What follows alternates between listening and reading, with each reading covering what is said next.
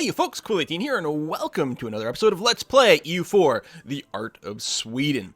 Last episode, we took a little bit of territory from Russia, and this is going to be a bit of a housekeeping episode, because as I'm looking through here, I don't know, was I aware last episode that I reached 104% overextension? That's not good, because some events are going to fire off. Now, a couple of ways around this. Probably the thing to do is actually to spin off a new vassal over here. And I got a couple of options. If I go and check my create subjects list over here, the two that are reasonable, Novgorod is way too big. I think that would be bad. But if we spun off Ryzen or Tver, then that would be enough to bring my overextension under 100, which would prevent any sort of really bad events. And I think that's probably a good idea to do. The question as to which one I should do, I'm not sure it really makes a difference one way or another. I mean, either way, it's taking up a diplomatic relationship slot, which kind of sucks. It's just going to be a turn-off, or not a turn-off, an exchange of switch-off, turn-off. There's a word I'm looking for here. Between spending a little bit more diplo power versus a little bit more admin power to do the coring, and what would be better.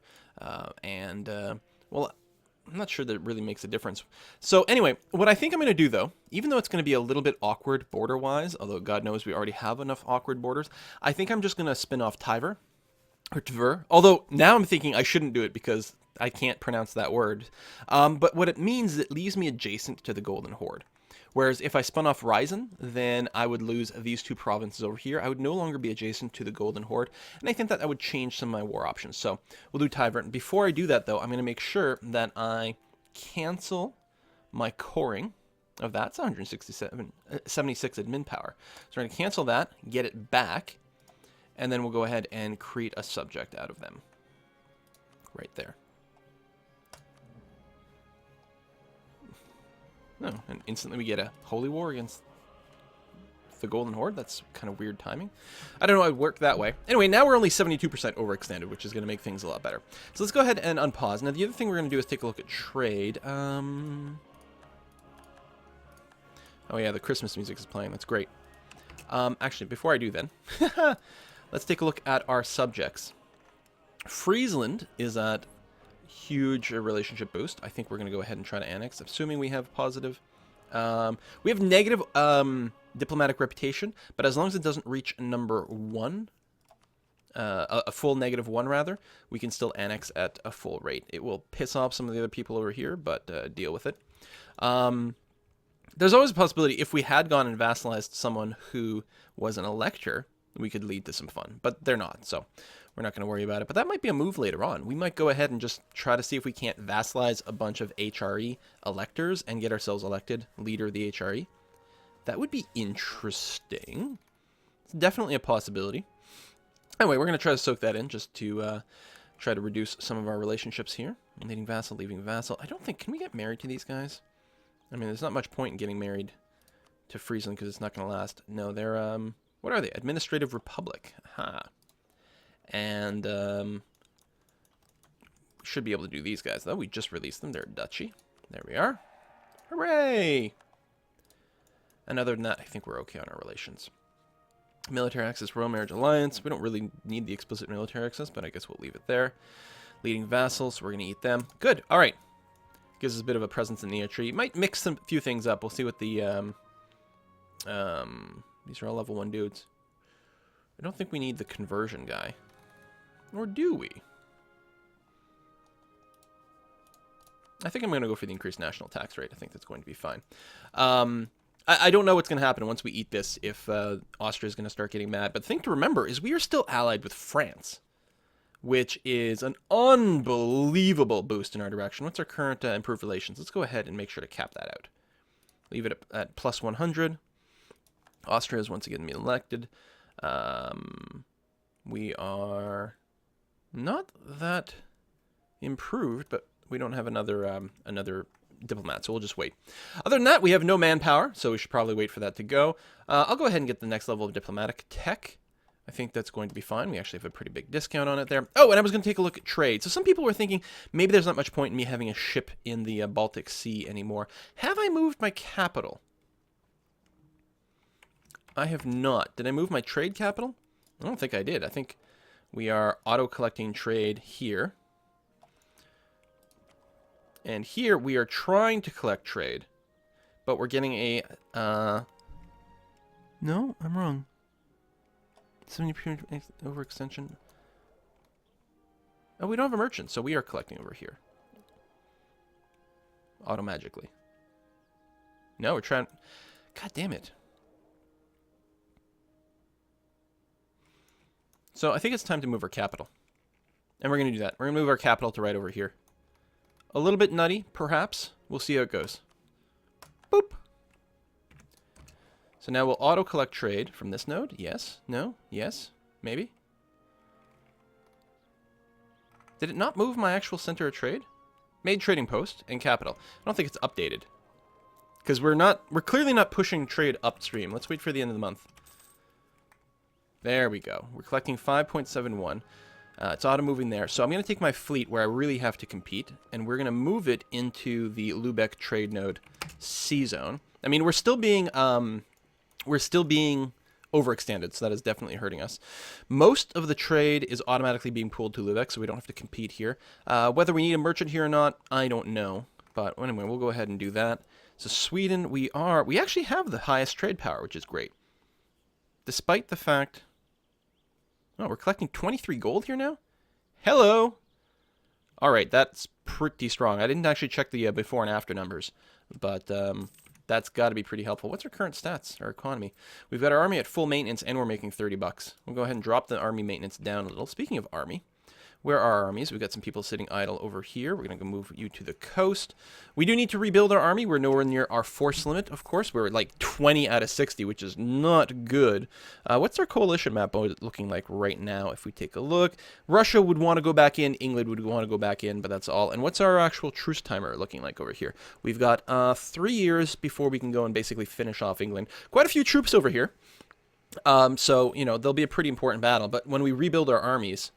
we can build them there. But other than that, I really do have to let my manpower recharge. I mean, I keep saying that, but we'll see what we can do. So there'll be a few years of peace as we go and... oh, we were already trying to annex someone. Oh, that's not good.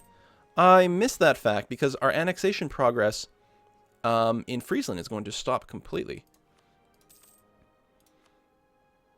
Nope, we can get a Diplo-Rep guy. Okay, nope, that'll be fine then. Because the... bonus diplomatic reputation, well, two things. One, it makes you annex things a lot faster, but it should help keep our diplomatic reputation positive, especially once we finish coring things. Once we finish coring things, which will allow us to, despite the fact that we get a -3 diplo rep from annexing someone, we'll get to keep them. We're going to go ahead and, I'm going to take the prestige thing. I don't want to lose claim strength. That's a pain in the butt. Admiral died, which is okay. We got a cardinal in Lancashire, so we have 6 active cardinals. That's really great. Right now, let's go ahead and pump a little bit more power in there. Keep us in the running for more cardinals. So, Aragon is the Cura controller right now. Not much of Aragon left over. And they are in a personal union with Castile. Yeah. Monetary reforms. We can enact them, lose stability, and lose inflation, or we can gain 3 inflation. Now, gaining 3 inflation, that'll basically cost, you can think about maybe effectively somewhere around 100 admin power to burn that off. I am sitting at +3 stability. Wouldn't be the end of the world to lose a point. Kind of 6 of one, half a dozen the other. Oh, shoot. Okay, took the option that I wanted anyway. I was about to say I'm going to go for the first option because at this point I should really save my points to catch up.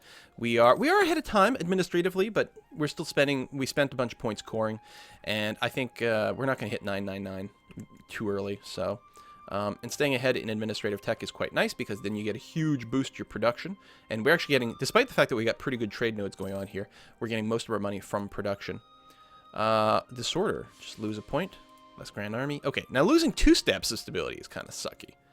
Because that cuts back our tax money quite a bit. I'm not going to spend points to go above +1, especially right now while we're overextended either. But, not going to form Scandinavia yet. There's still some positive events that we can get if we don't do that. I'm not going to build any more troops because I want to stay about a quarter of my manpower. So, nothing to do but wait. Do we still have mercs? We do. We have quite a few mercenaries, actually. That's where a big part of our military expense is. But I'm not going to disband them at this time. How about our ships? We could build, say, 5 more light ships, and that seems like a pretty swell idea. Maybe, if we stop autosaving. 1, 2, 3, 4, 5. It'll be nice in patch 1.9 when you add more ships to a trade node where you're already defending trade. They'll automatically merge together. Nice little, like, labor-saving device there. We have integrated Tyrone. Lovely. I was just looking at Tyrone, actually. +5 prestige. We can convert some people over there, which we will certainly endeavor to do. There we go. Once we get Scotland, a lot of this border gore will go away. The Russian problem is still going to be a Russian problem, but we're semi-trolling them. But, I mean, partially sort of trolling the AI, but it means it's going to put us in a good military situation later when we do want to go and take this territory from Russia. I mean, it just makes everything that Russia tries to do much harder. If they recruit troops here, they can't use them in a war that might happen in the south, for example. So it really puts them in a much worse situation. We freed up a diplomat. We've cored some things. I'm going to go ahead and improve relations with Lithuania. And +3 missionary strength is probably worth getting. And a lot of these are not critical. It's going to be pretty important when we eat the rest of England, though. Do I want... Well, I'm ahead of time in my administrative tech, so yeah, okay, no, we'll keep spending these points here for now. That's going to be fine. So by having more missionary strength, we flip things a lot faster, but it's really important for Oxfordshire here. In fact, we still can't convert them, and it's because they have the -8% from the religious zeal, but you can stack up these numbers. I don't like increased narrow-mindedness, but the problem is, this is pretty bad. I guess it's only one province, so we're going to go with that one. I think I always forget about that. It's not a national modifier. So Norfolk over here is getting a little uppity, but it's still a negative, so we're fine there. In fact, this might be a good time for us to go ahead and check the local autonomy. Oh, right, it still doesn't show negative stats anywhere, which is kind of annoying. Basically, the idea is to find places with high autonomy that are, see, right here, for example, -9.53. So if we go ahead and we lower the autonomy, it increases unrest by 10, which actually kind of balances things out. We still wouldn't get any real unrest. It does make you a little bit vulnerable to some sort of bad situation that pops up. But, I don't know, we might be alright. I'm going to go ahead and do it. Decrease autonomy, decrease autonomy. We can deal with a few rebels. How about here? No. No. I'll leave that off. And here as well. Okay, so we'll just decrease a little bit. In Ireland, it's very up because there's a lot of religious tension. We'll definitely take the military tech. No reason not to do that. We'll get our cannon upgrade as well. We were behind times. We're still behind the time. We're still definitely trying to catch up here. Recall the diplomat from France. We're trying to catch up on our military tech. Actually, we are. We're now ahead of time. Never mind. Because we were behind. Because we took a military idea, right? We took offensive ideas early on, so we were behind in military tech. But now we have caught up pretty dramatically. As soon as our manpower goes up, we'll be in a great situation to do some warring. I have a religious CB with England, and I think we're a year away from our truce ending. Just for the sake of the argument, I'm going to head and fabricate claims on some English territory. The idea being, I don't really need the claims to declare war, because I'll probably use the Holy War CB, but it makes it cheaper to core if you've got a claim on it, so we may as well spread a few of those out. Although I have to be a little bit careful, because if you get caught, it gives you more aggressive expansion. Now, I think it's mostly just on the country that you're targeting, but I think it does spread around, and the last thing we want is to upset France or something like that. Lubeck trade node. Again, trade is still being pulled through the Baltic Sea pretty well. Where's our other merchant? Oh, it's down here in Poland. And you know what? We don't have to do this anymore. We might want to throw a guy in here, but we don't really need that either.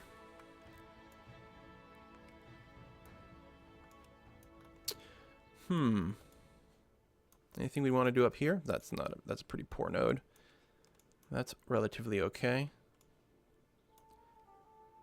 Because most of the trade is being pulled to a node we already have a presence in. We could actually just put a merchant in the Lubeck trade node, just for a little bit of extra power.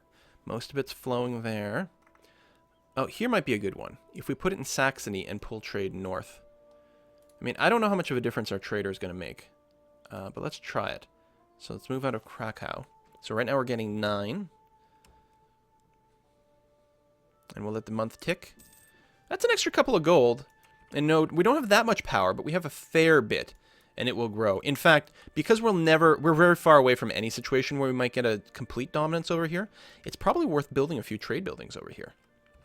In fact, I will do that. At least the level 1. I think there'll always be people running around with ships over here too, so we'll go ahead and do that. And you know what? Let's go ahead and drop some level 2 trade buildings in there as well. I would like to do some cultural conversion, but I don't have a ton of points. Some of them are cheap. If we do wait until we have the full religious ideas, then we get a pretty big discount on cultural conversion costs. So I guess we should wait on that. We'll spend our Diplo points getting the Diplo ideas or the religion. Oh, no, it's admin, isn't it? Yeah, admin points getting this, and then the Diplo points slightly cheaper. I guess that's fine. We're a little behind on diplomatic technology, just 2 levels away from being ahead of time. But if we can pull it off, that would be really nice. I guess what we should do is, these are all 20 transports, right? I'll take this army, I'll move them into England. Because that will be the next war. Probably? There's a lot of stuff I would like to do. But it just feels like... It's just annoying to me. It's just annoying to me. It's actually a pretty good question to consider what our next war should be. I would love to take out this territory from the Hansa. Love it. Oh, we don't have a diplomat right now, so we can't check things. We lost some claims. And we're getting embargoed against England, which means our truce just expired. So right now, we don't have a coalition against us, right? No, we do, actually. So if England joined in... That's an interesting question. I would really like to revoke this diplomat.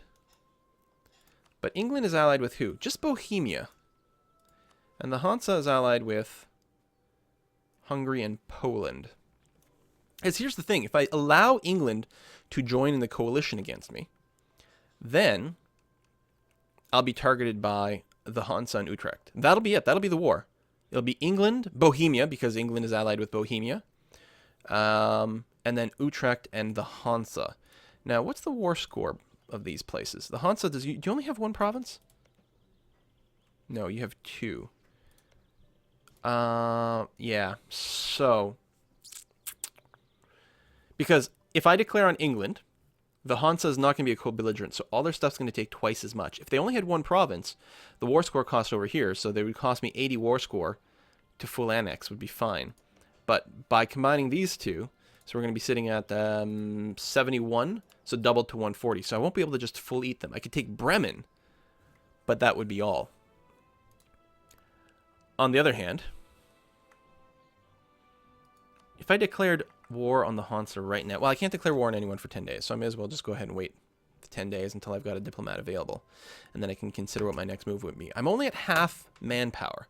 And I still need to rebuild my army. I'm at a third of my force limit, and most of that is mercs. I really shouldn't be declaring war right now at all, should I? It's hard. It's hard for me to sit tight. Yeah, a direct declaration against the Hansa is a little sketchy because Austria would jump in, as well as Poland. That's starting to be a lot of stuff. On the other hand, France and Lithuania would jump in, which means I would be totally fine. Damn. Yeah, and if I go in right now against England... I could fight England and Bohemia by itself. Take some territory, and then turn around and declare on the Hansa later. If England joins in the coalition, it actually becomes very awkward for me to declare on the Hansa. It's not good not having an army. I mean, the Hansa doesn't have... Well, actually, they have an army almost as big as my own. I think, you know what? I'm not going to do it. I could probably do it, and if I was going for a really min-maxy, take as much territory as possible, I could almost certainly pull it off. But I'm going to go ahead and bring it down a notch. I will start building an army, though. I've got... let me go and delete these templates. We're going to make a template now that it's like 6 and 6, and then a pair of knights. And that's going to be okay. I mean, I know that armies with more artillery than than infantry is fine, but you also lose your front line quite quickly. So I'm going to go and do something like that. So we'll start on up. Technically, that drops my manpower a little bit low. Oh, there's the coalition. But it's okay. And yeah, we'll leave an army there. I don't remember where I told the troops to actually move to. We'll leave our troops here in England to start off with, or on the island of Great Britain, with the idea that if a war does break out, we'll just smash the English army, carpet siege them, take them out of the equation, and then move over to the mainland. Hey, conversions. We're going to go ahead and... That's a lot of money. I don't like losing admin power, but that is a lot of money. We are pretty rich right now, though. Especially if I bring down my army maintenance again. Wow. You know what? I'll go ahead and spend the money. It's okay. It's all right. And then do some conversions. We're still integrating Friesland, and we're making progress, despite the fact that we just integrated someone else, which is great. Who else after that? Friesland, just going. Tiver, which I'm going to need 10 years. Do we start working on Scotland after that? I mean, we'll have to go ahead and improve their relations again. But that may very well be a thing. Scotland is not in a position where they're useful to keep around as a vassal. Is the issue. Otherwise, I wouldn't mind a big vassal like that. I might even turn them into a march. But being over here, they're not really going to help in most of the war efforts. Oh, we got some extra stuff over here. I guess I'll bring this army that way. And what other navies did I get? A couple more transports. Oh, right, and that's the other thing. I can probably upgrade my my ships, can't I? Well, not anymore because I don't have any money. But that is something that will have some value. I don't have to rush to it. No one's got an army that can really challenge me. Or a navy that can really challenge me. Since England is out of the picture. I mean, Spain and Portugal might, but they're not going to be involved in any wars that I'm fighting in anytime soon. Okay, we fabricated a claim on England. Gave us a new CB. We'd still use Holy War, but we may as well do that. I'm just going to do the one. That'll be enough. The Hansa, I have, I assume, full fabrications against you. I do... No. Let's make sure to explicitly fabricate a claim. And that brings some extra aggressive expansion to an area that can snowball in a pretty scary way pretty fast. But I think we'll be all right.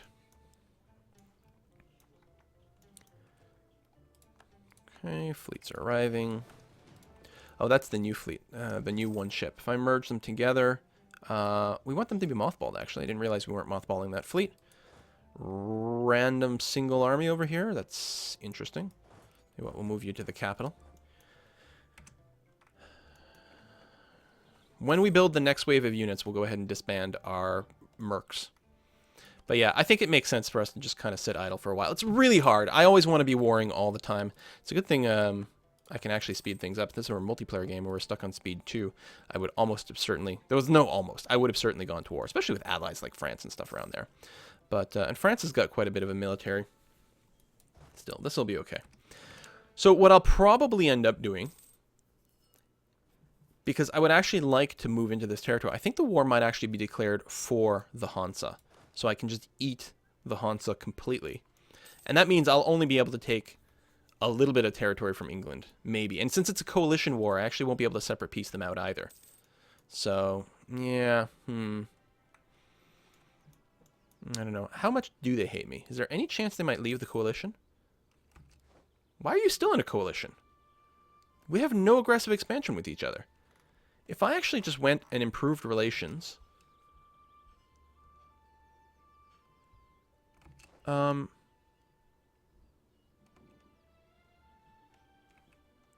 I have a claim on the capital? I do. You know, finish fabricating this claim. It's fine. It'll upset them a bit. But then if I turn around and improve relations, assuming they don't catch me, have Casus Belli, honest broker, born home, I should be able to get them to leave the coalition.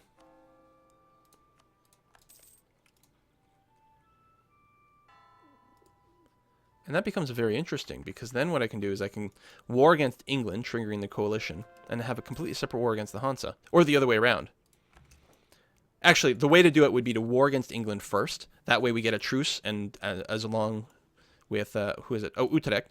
They would all get, that coalition would go away. And then when I go and take over the Hansa, new people might join in, but they'll be on separate times.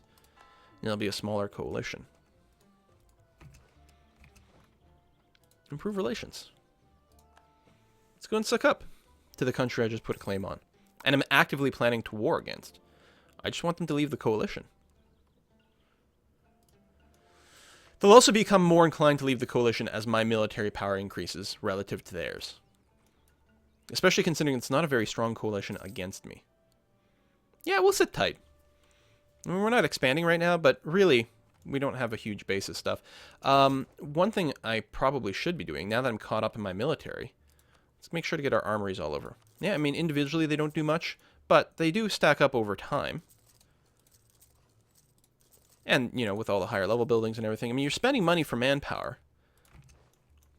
But it's not bad. And in the long run, you're happy to have it. So by spending the money, it means I'm not upgrading my ships. But I think it's well past time that I get a big manpower pool. I might want to pick up some quantity ideas at some point. England has claimed the title of Defender of the Protestant Faith.